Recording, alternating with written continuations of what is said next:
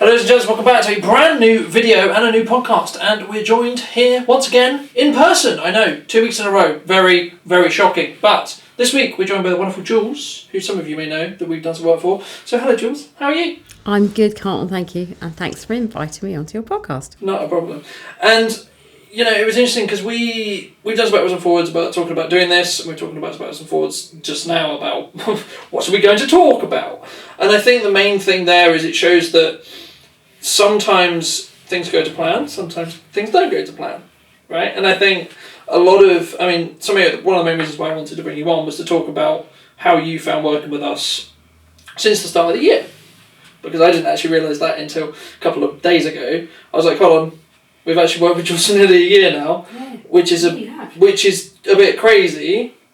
Firstly, thank you, but also, how's that been? Because I think it's been quite an interesting journey, because when we started, it was very different. Well, firstly, we were in a lockdown, firstly, and then secondly, the journey was very different. We were in a completely different place. It's gone very differently. It has, and I think when we started, it was very much a toe in the water, wasn't it? Of me, sort of reaching out to you to help me to move forward. I'd seen a couple of bits that you'd done as a promo for somebody, a mutual colleague, and I just thought, what have I got to lose? Let's give it a go. And it was just for me about working with somebody who could help me to get my message out there. So that was the initial remit, wasn't it? Yeah. That's, so we met online. I mean, I don't think we actually in a box on Zoom, which was always good fun. Zoom, and I think the whole first part of our relationship was on Zoom, wasn't it? Yeah, I think for the first 4 or 5 months, something like that. Yeah, I'm sure. Until that random odd time where I accidentally met you in Fish to Mill. And I looked at you and you looked at me and said, I was like, hold on, somewhere. I know that face from somewhere. Really odd. I think the positive of that was actually we could actually get a really good working relationship going without actually meeting in person. And I think the rapport was built by your understanding of what I needed and listening to what I said I needed. And that to me was really the clincher of working with you. The cost didn't seem relevant at the time. And that sounds odd because it is an outlay. It is an expense. But for me, because of what I do and my passion about communicating clearly what I want, is that you were able to understand that and to deliver what I wanted. So I didn't have to at any stage say, no, Carlton, you've got that wrong, this isn't what I want. We never had any of those autopsies on a meeting as if to say, well, that isn't quite how I wanted it to be. So from the get-go, that was seamless from the get-go. And I think that's what resonated with me very strongly, because I do everything on my values. I do everything on my gut of, does it feel right? Does working with this person feel right or not? Sometimes when you don't know what your values are, it's indefinable. You just know that you're either going to gel or not gel. And that was enough for me to trust. And it was about trusting you, trusting myself that I'd made the right choice, trusting you, and trusting the process that we'd created together. That was important for me. Yeah, and I think that's a very key point, because especially when we do marketing, a lot of it's about you do this thing, you do this thing, you do this thing. There's not necessarily a dramatic, my sales have tripled in the last 2 months, for example. Or, there's not this huge increase in actually anything tangible that the start, especially. You're right. And it's about, and I'm glad you mentioned the feeling thing, because a lot of it is about, do we feel we're going in the right direction? Does this feel like this is a good idea or not? And I think one of the main hurdles that a lot of marketers run into is if they don't frame it, using some of your terminology, the right way for their client's expecting, I'm going to get X amount more sales. I agree, Carlton. I think the real positive from us working together was at every stage you managed my expectation. You were very, very keen to establish what that was. and then to manage that. So was I expecting to triple my client base overnight? No, I wasn't. Was I hoping for more exposure and to demonstrate my expertise? Yes, I was, and still am. So I think, that we sorted that out really quickly in the start of the relationship. What did I think was going to happen? What did I want to happen? What's the sort of top end of what I'm expecting to happen, and what am I prepared to, this is really good coaching, isn't it? What do you want the goal to be? What are you prepared to put in to get there? What are the humps in the road, and what resources have you got? So that's how I coach people. So for you to come and sort of coach me, and plan the strategy around that of how we were going to move forward was really good, because had you not answered those questions, in fact I don't think you asked the question, so there was nothing hanging, but had you not really managed that, and I went, had potentially gone into it thinking, wow, by next week, even though we're in, the middle of madness and lockdown, I'm going to triple my client base. Quite frankly, I'd have been really disappointed, wouldn't I? So the fact that you actually took the time to establish what I wanted, and more so not necessarily even what I wanted, what did I expect would happen? And that, I think, is key, because when I'm working with clients, I always say, what is your ideal outcome from this?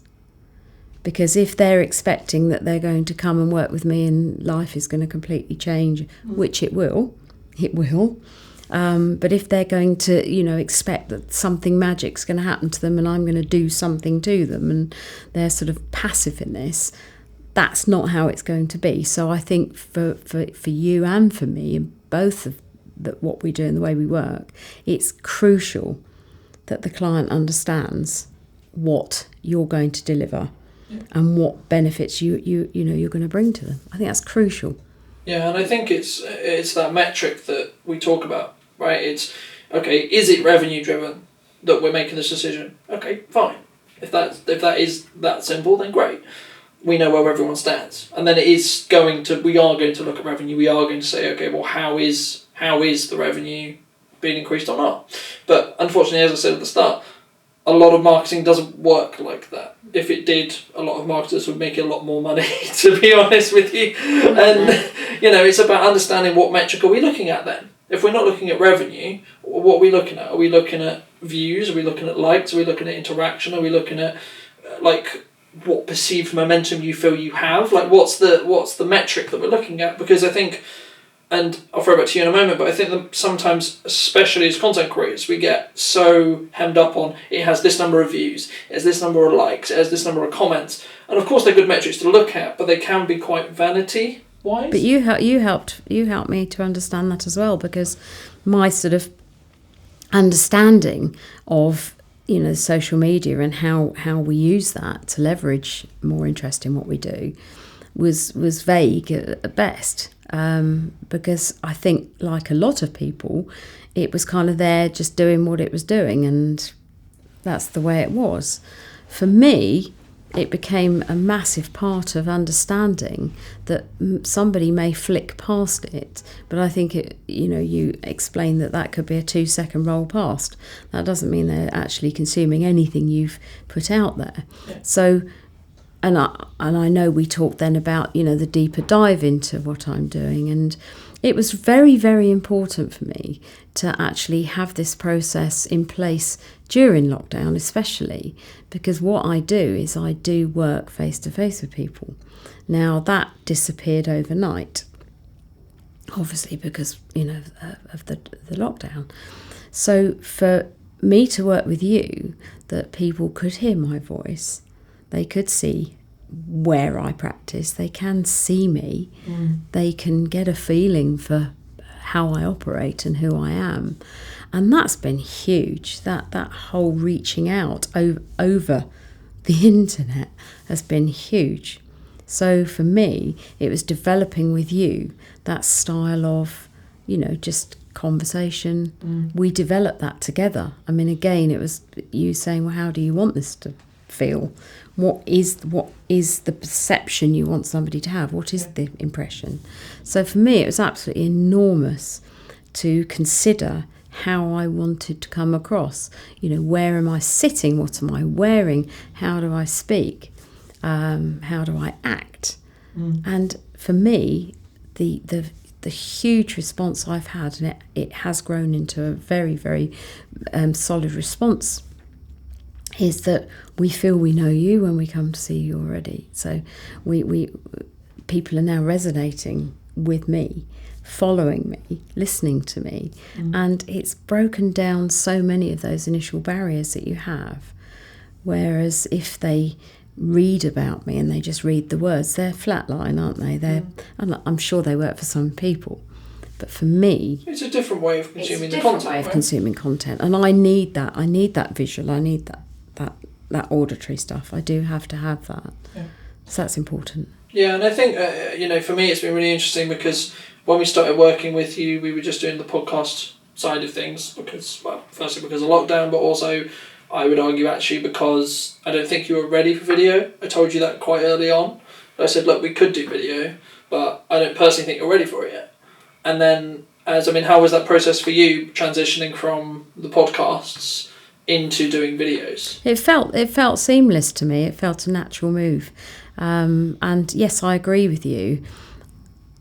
The other, I think one of the other big things that is really important to mention is that in part of what I do, I needed to get across the message of how I got to doing what I'm doing now. Now, for me, if you'd have come into my world, sort of barnstorming in and said, right, we're going to sit you down and you talk about, I would have imploded at that point, because that I struggled very much with why I do what I'm doing. I didn't struggle with it. I know why I'm doing it, but I was very cautious about not being sort of self-congratulatory or feeling sorry for myself or overwhelming people with how I got, because it's not about me, it's about them, but it is about me as well. And that took time with you to get to that point. And when we did it, it did feel like the most natural thing in the world. I remember saying to you, right, I'm ready to do this now. And it was just, I couldn't have done that initially. It would have been staged, it would have been scripted. And we've never scripted anything. We just don't script anything. We just talk. And I think that's the other thing that I love about working with you, is that that's the style that you work in if that's what I want to happen. So you'll rock on up with all of your kit, get set up, and then let's say, okay, what are we talking about today? Yes, it's structured. Of course it is. But, so what are we going to do today? And it always comes out the way I want it to come out. Yeah. And I've never had one of the shoots that hasn't come out exactly with the voice that I wanted and with the tone I wanted. And I think it's a really important point, because what happened was you were actually warming up with trusting me and being comfortable around talking to me, which is always the first step whenever we do video, because there's this concept, and it's this weirdest concept, I still to this day do not understand it, but I see it every day, where someone can be like a really good speaker, or they can be really confident, really high in sales, really high powered person. The second you put a camera and microphone and lighting in front of them, they just crumble.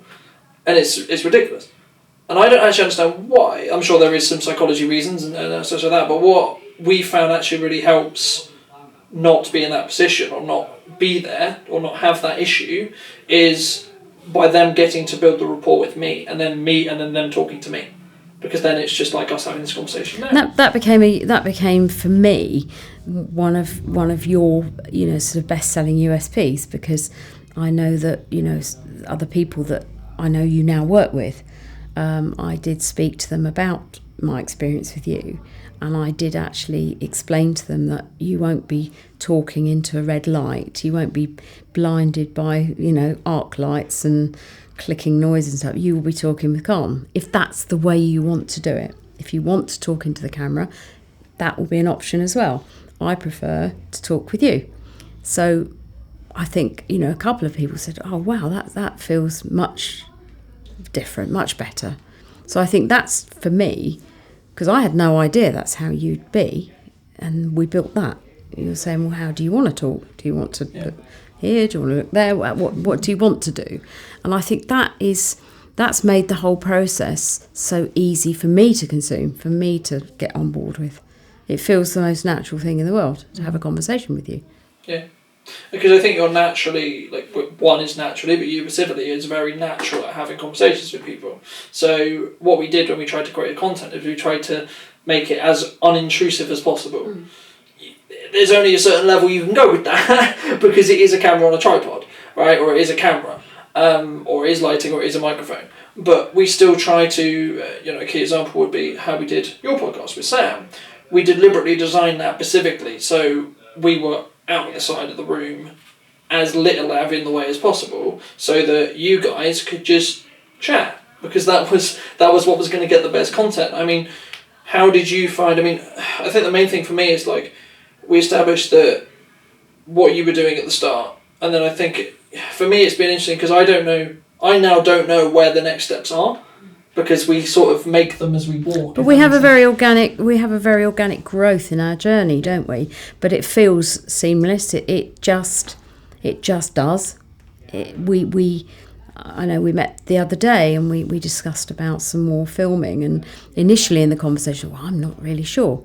But towards the end of the conversation, I've got oodles of ideas, and I'm thinking, well, we could do that. We haven't covered that in depth yet, or so. I think this whole growth journey, that's the other side to it, is that I've never once felt locked in to having to carry on this program of work with you, whereas I'm signed in for a year and we're trying to drum up something, or it's all felt as if it's done at my pace. So I'm calling the shots, if you will. I'm saying, this is, you're saying, do you want to carry on working for the next month? Yes, I do. So, but it's that whole communication of where do you see us going? What do you see us doing next? For me, that's really important. That's really, and capturing these conversations for me is really important because it's what I do. This is my work, is talking with people and communicating with them. That's what I do. Yeah, and I think it's a really important point because a lot of business owners would say you need a 3-month plan, a 6-month plan, a year plan, whatever. And we can do that if that's what people want. But again, it comes down to the client. What does the client want? A lot of what we work with you on is, okay, at the moment we have a plan for this month. Okay, fantastic, great.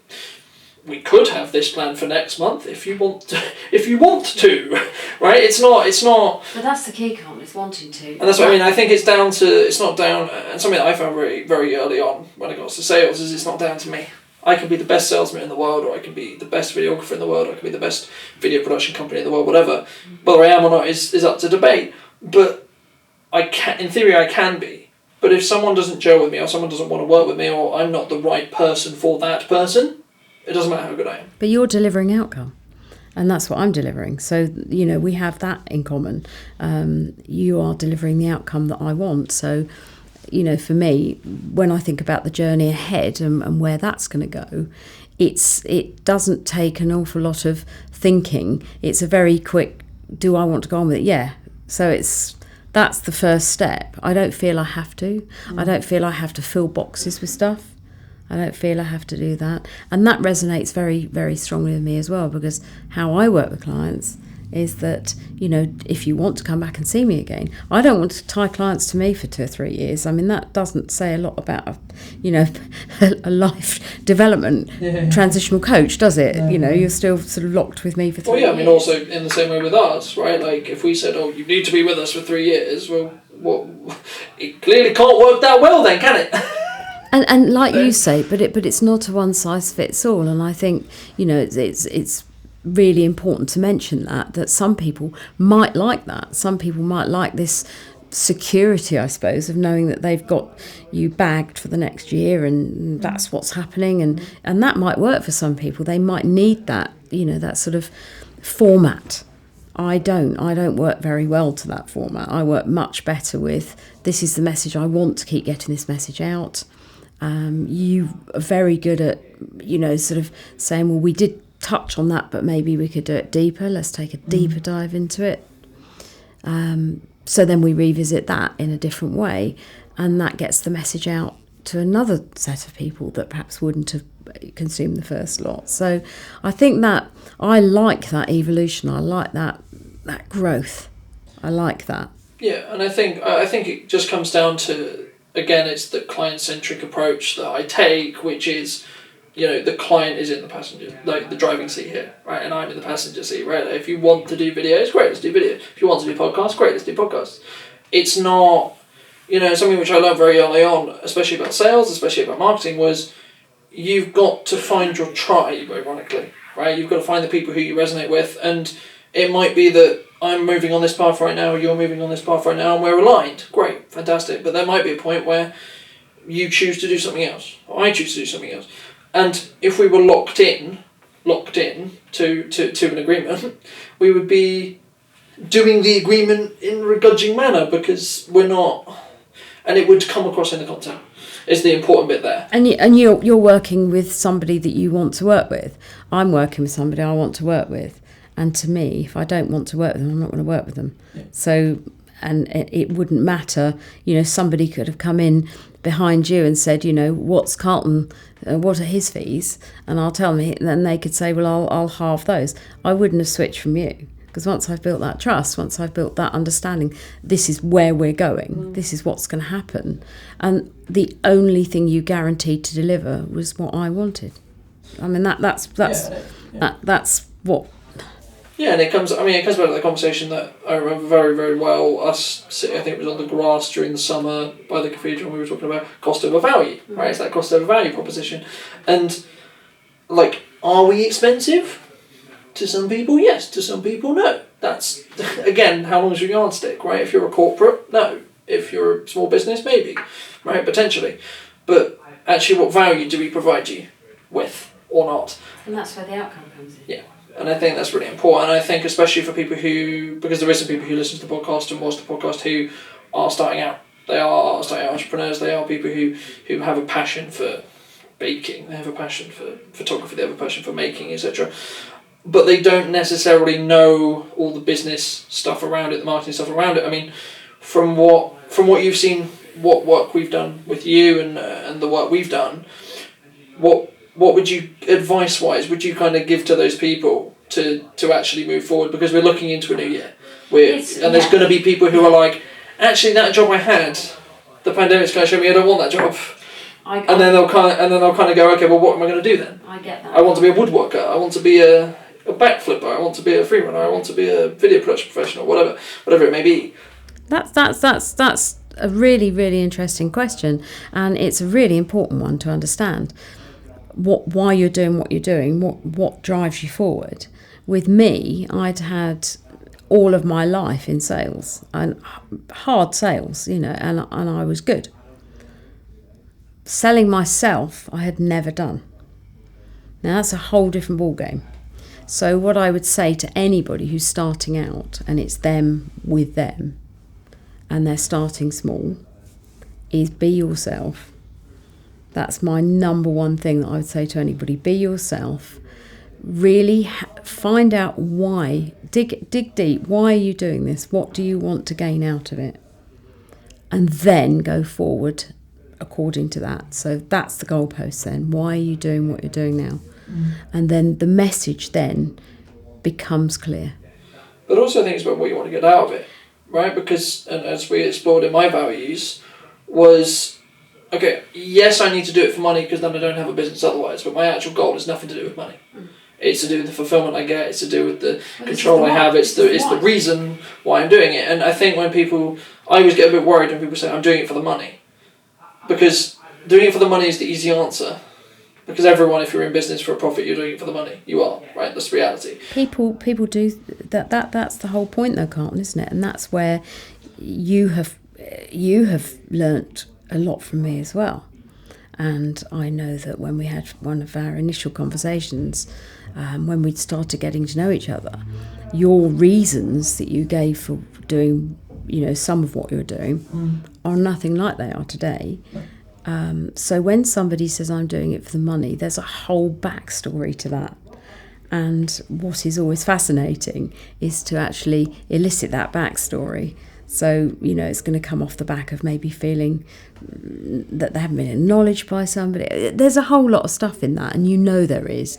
So I think, when you say why, and somebody says, I'm doing it for the money, then, for you to frame that expectation is because they're not, they won't be. It's like people that say, I want to lose weight because I want to be thin. I have never met one person that is actually the only goal. It's a nonsensical move, just because, why? Well, because I just do. Well, it doesn't make sense. Because I want to be thin, Jules. But, it's like saying, well, I'm just doing it for the money. So what that tells me instantly is that they're lacking in something else that's driving them forward, or they haven't found it yet. So I think the way you work as well is to elicit that from them. So what is it? So if you had, how do you measure it? I mean, I'm doing it for the money. Well, how much is the money? Yeah. And how much are you prepared to pay money-wise for me to help you film the money? To get there, yeah, exactly. And I think that's where it's really important to establish that it's not always about the money, because the money will come when you don't chase it, right? Like the psychology analogy here would be, there's 11 guys in a bar and one girl. 10 of the guys want the girl, but which one of which does the girl want? The one that is not interested, right? It's the same with money. It's the same with a lot of things that you get in life. When you're not chasing it, and your entire dream is like, I need to make X, Y, Z amount, right? You need to make sure you have enough to pay for what you need to pay for. Yes, right? Otherwise, you don't have a business. What you're prepared to do is get it. Right? But then you need to ask yourself deeper than that. And, I'm glad you brought up kind of my journey in psychology a little bit as well with you, because it's been really kind of a sub thing, which we've both known's happening, but it's been really interesting. And for me, for those who don't know, I've always had an interest in psychology and human behaviour and understanding it, and I've had a background. I wanted to be a CBT therapist for a while, and for multiple reasons, mostly because I'd still be studying it now, and I'd just be starting to CBT now, which is why I didn't do it. But the question I had for it was, what role do you feel my interest in what you do has actually helped facilitate the content better? Because for me, I think it's really important, if you're going to create content about something, for you to have a personal interest in it as well. I think what that has done is that your videography with me is done with care, and you understand it. You've really grown to understand not only the way I work and what I offer, but you've grown much deeper in understanding of who my clients are, who they're likely to be, and what pain points they have, what is causing them the problems. And I think the fact that you've grown to understand that, and we've done the work with you as well, I think the deeper understanding has given you that whole different thread you now have to really looking perhaps at a different layer of the the equation of what actually is going on underneath. So I expect now, like you've just pointed out yourself, that if somebody said, I just want the money, I would, without sounding too sort of confident, or I'm confident, that you would think, well, I know that's probably not right. I don't know how much you'd have challenged that before. So I think, what you've got out of it, I think, is that understanding of what people say and what they mean. And about the actions, what are the, when they say something, is that really what they mean? And you are now able, you're very insightful now, you will say, so talk me through that. So it's deeper than this handshake agreement where, yeah, I'll film that, you're going to triple your client base, you're going to get oodles of money, and we're all going to be happy. That's not, you're far deeper than that, far more complex in your approach than that, and far more, humane than that. So I think that I think that's helped you as well. Yeah, and I think the example I'll give is like understanding when you go into a sales conversation that there's more. If you have an objection, there's a reason why you have that objection. It's got probably nothing to do with the sticker or the price you put on it. Actually, it's maybe you didn't educate your client enough. You didn't articulate the value that they would have potentially going to get from your service or product. the help which they may get from their perspective. Because something I've realised, especially this year, as I've grown a lot from a business context and as a leader and as my own personal development, has been actually there's only about a couple of reasons about why someone's going to say no to you. And if you can say maybe it's the wrong time, maybe they can't technically afford you, but that's not saying that you're not worth the money. There's a difference. There's a big difference. There's one saying, I can't afford you, but you're definitely worth that price. But what can we do? And in some cases, then it's up to me as a business owner, as a leader, to say, well, actually, I do like that. I do want to help you. So, but then again, moving back to our previous point, it comes back to why are you doing it? Because if it was just about money, if you can't afford what my sticker is, then I'm not going to work with you. And I think it's down to, I personally feel calm that if you, as the business owner, and I speak for myself as well, if the client doesn't resonate with you, I'd say steer clear anyway. And there's nothing wrong with that. There's nothing wrong with the client not being a potential client. Nothing wrong with that. It's just having that courage and that confidence to think it's not going to have a happy outcome for them, and it's not going to have a happy outcome for you. And I do that all the time. I turn people away. Yes, it can be uncomfortable. You can have a difficult conversation. But I have never once gone against my deep belief that if I can't serve you well, I'm not going to have a go at it. I'm not just going to do it 3/4. If I can deliver what I say I'm going to deliver and get you to where you need to be, that I'll work with you. If I can't, I'm not going to. Yeah, and I think it's an important point, because I don't know how you do it, but for me it's always a gut instinct style of feeling. Yeah, it's absolutely. Either it resonates or it doesn't, or etc. And for me, a lot of people ask, especially when we're into a recession, which we're definitely in now, and I think it's going to get worse, to be honest. I think it's going to get worse. But people always ask me, well, why are you still investing? Why are you still aggressively investing and it's very simple. I believe, I trust, I feel. I can't explain why I do it and how I do it, but I believe it's going to have the result that I know through first experience, but also just I trust myself to be able to then go and hunt and find the work. And if I need to make X amount, I can then go and find it, because I've got the skill set to know how to do that. And the thing is, I caught up with a good friend of mine this afternoon over lunch, and we were talking about the fact that a lot of the stuff you do in marketing is always long term. So we could do some stuff now at Christmas, and you probably won't see a return on it until next summer. And that's not even going to be a tangible return, because you won't be able to track it. But if you're going to see some level of growth, it will be within 3 to 5 months of actually the action you take now. So my question is always, and it's the same with fitness, it's the same with anything, what actions are you going to take today that help you tomorrow? It's always the question I always have. And the consistency of keeping it up. Yeah.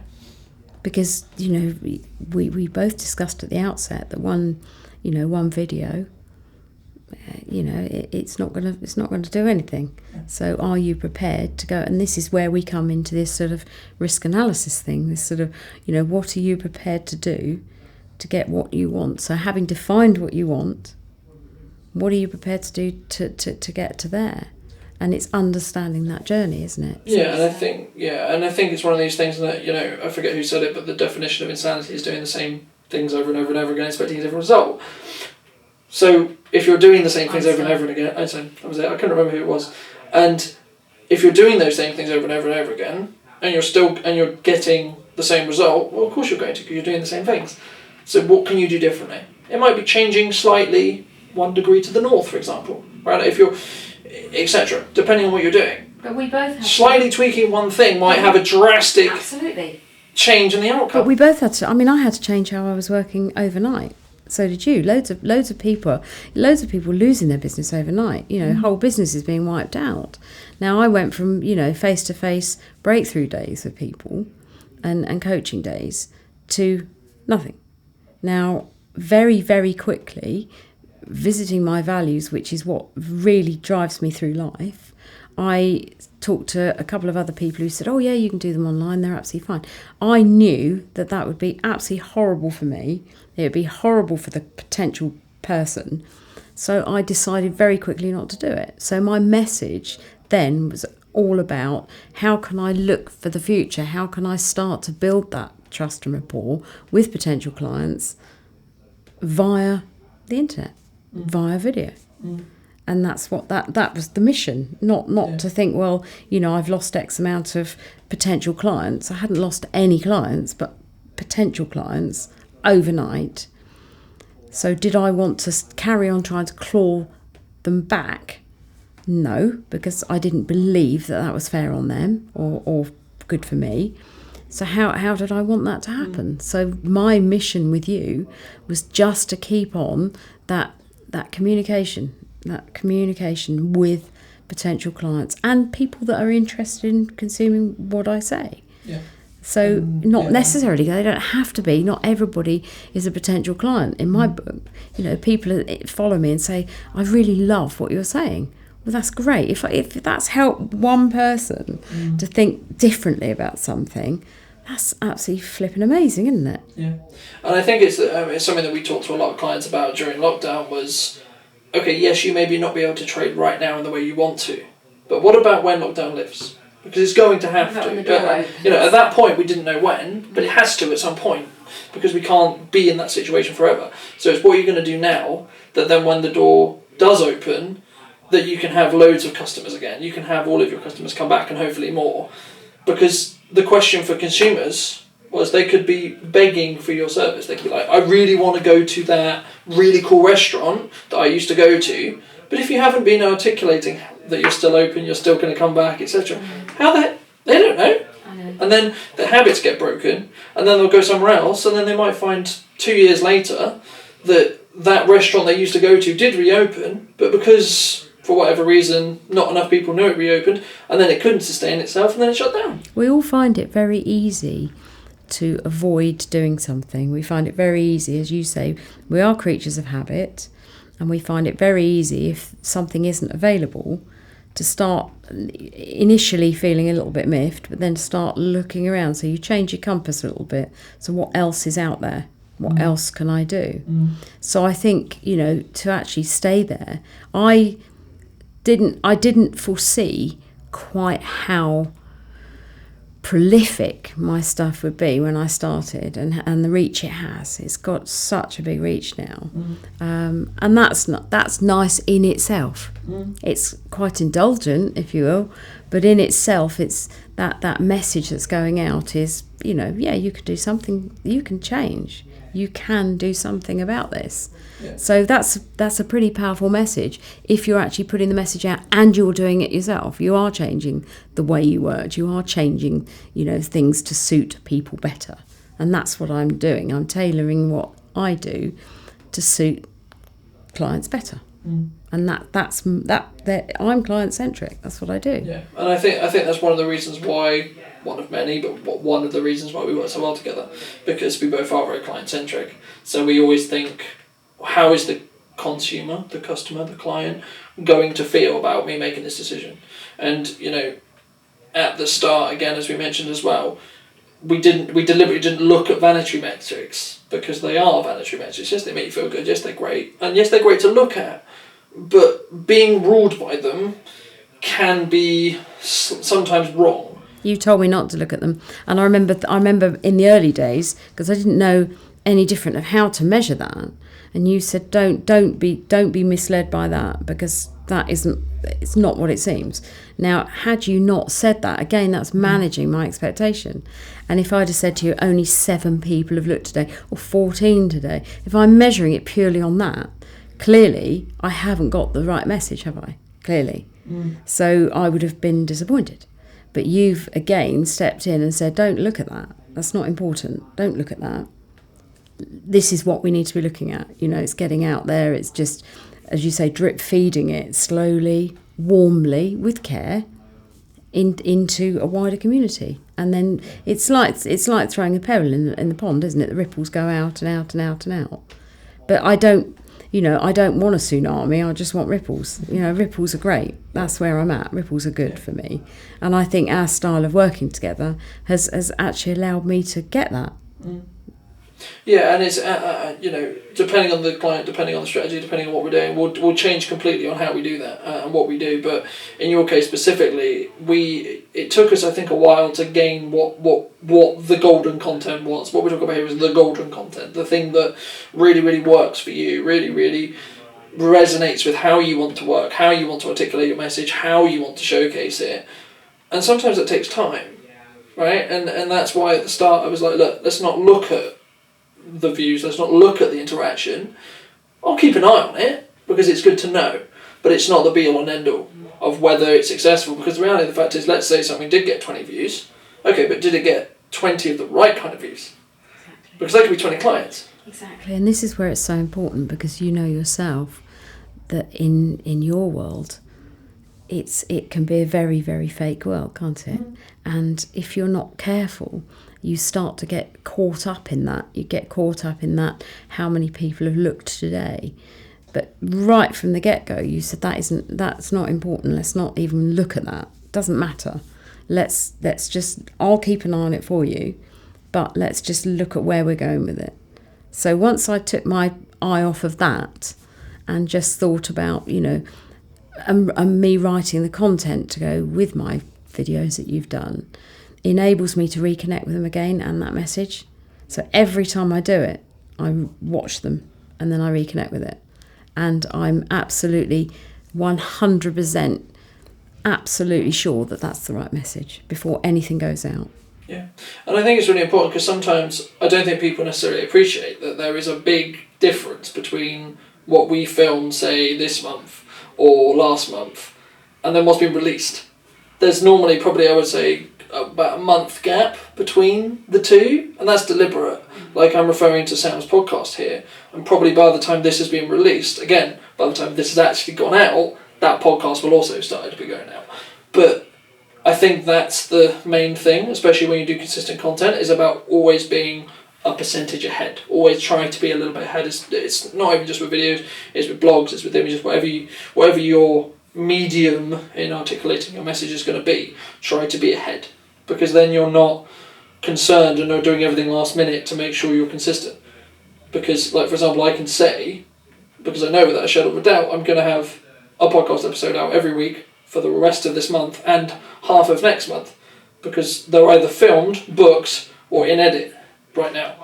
So I know that. So I'm not stressing out about, oh my god, where's the next podcast coming from? Because I've planned it, because I know what's next, I know who's next. The question is actually now, which of these finished episodes do I want to release first? For example. It's a much more comfortable place to be, isn't it, than, oh my goodness, we haven't got anything to go out now, and scrabbling around to try and find something. So I think, the way we work, we've got, and you're always really good to tell me, we've got this much to go.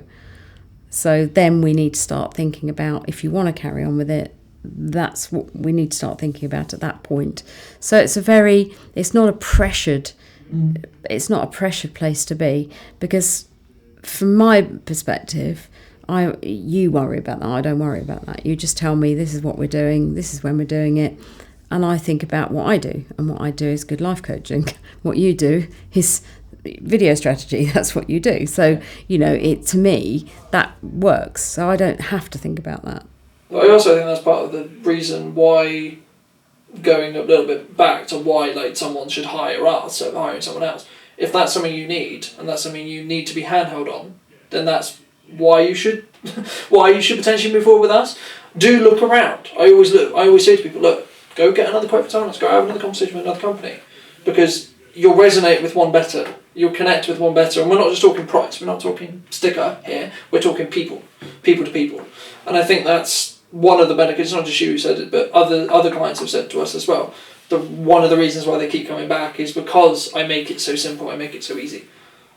And I think that's really important. And that's a pretty good sales thing, isn't it? You're making it easy for somebody to spend money with you, and absolutely great. That to me is a good place to be. Yeah. I make it easy for people to pay my fees, because they're getting what they want. They understand what they're getting. They understand the timing. They understand all of that. They understand the expectation on them, their part in the team, and they understand my part. So there's no nasty surprises. There's no, moments of, well, I didn't know that was going to happen, or I didn't expect that, because that's rough when that happens, and it leaves a bad taste, doesn't it? And that's not what any of us are out to get. Yeah. And I think that's where it comes back to the communication side of the sales conversation. It's huge. It's not actually about selling, it's about communicating what you are and are not going to do. Because if the person that you're talking to, you say, I can do this, this and this, and they need this, this and this, they'll hire you to do this, this and this. Because they're in that need, you're solving their problem. And one of the main things I learned very early on about sales was if you actually fix people's problems and give them solutions, then they won't go somewhere else. Because you become their solution. Because now they're thinking about, okay, what's the next problem? Or what's the next thing I need to fix? You're delivering the outcome.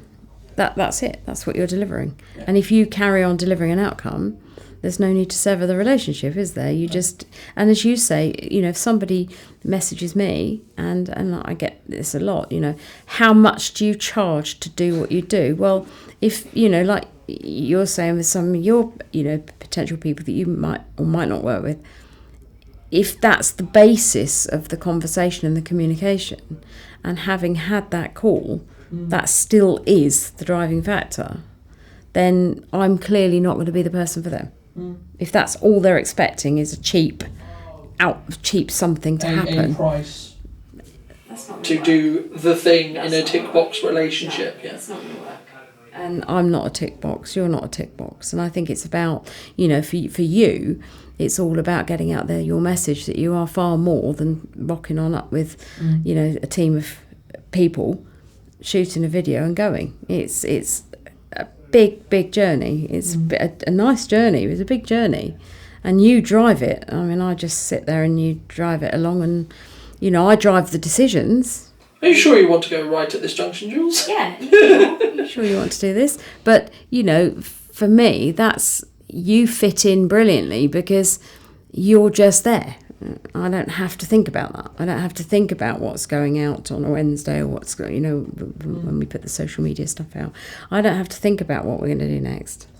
All I have to do is think, well, which day can we fit in the filming? And when we've done that, it just rolls. And I like that. I like that cruisy roll. Let's just roll with it. Yeah. And that suits me. So if the fact that you're able to adapt and accommodate that would be the one reason, the biggest reason I would stay. And I'm getting back now.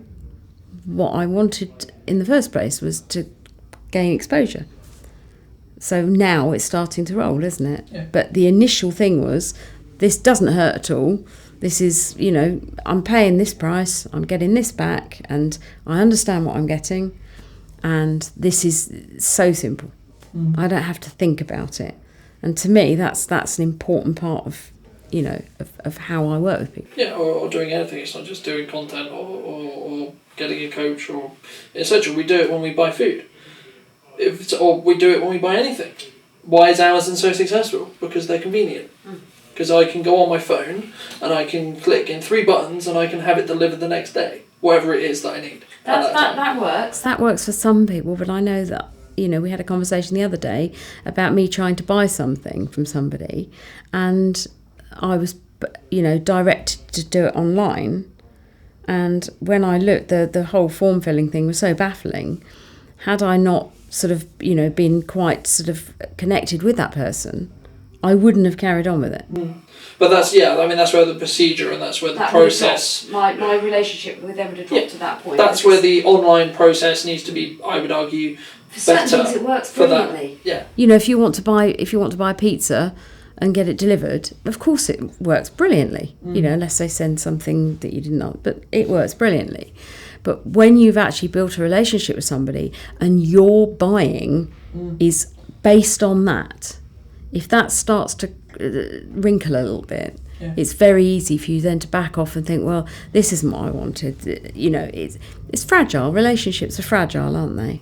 They can be. And you build. I think they can be. I think the longer you've had... No, of course, and they need to continue to be respected, but I think the longer you've had a relationship with someone, the slightly more, rocky the seas could get, so to speak. Yeah, without it all disappearing into normal. nothing. And that's acceptable, Carlton. But the point I'm making is that when somebody first forages around to work with you, and then they first meet you, in those early stages, that's fragile. Yeah, you've got to prove it. So if you're delivering, you are meeting their needs. So for me, it was all about you being on the back burner, just there, just doing it. And we understood very quickly what my part in it was. My part was just to talk. That was it. Mm-hmm. I just talk and then you do everything else.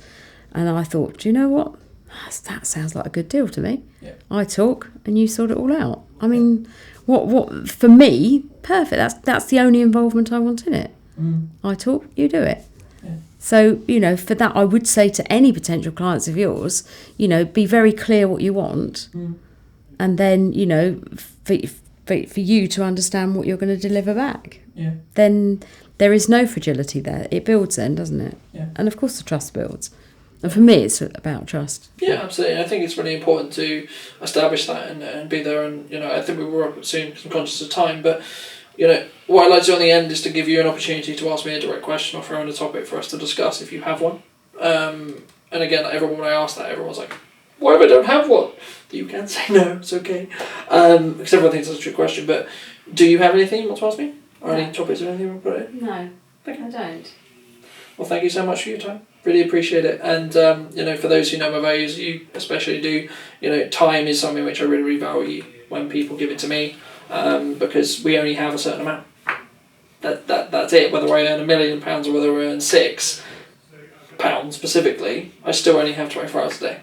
I think you have 48, but... I try. You do only have 24. Well, 25 when I try. Where can people see this lovely content you've been discussing for probably about an hour or so that we've been helping you with, but also possibly reach out to you about, getting to know you a little bit more, getting to see how you can help them or they can help you, well, etc. Again, with your help, Carlton, I mean, I'm all over LinkedIn, I'm all over Facebook, Jules Whale Life Coaching, LinkedIn and my website, which again, you're helping me with, because we're going to put some video stuff on that, which is super exciting, and that's something people really should consider, getting video onto their websites. And that's www.juleswhale.com. Fantastic. And if you did enjoy this video, make sure to leave it a like, love what you think, comment section down below, and I'll see you very, very soon.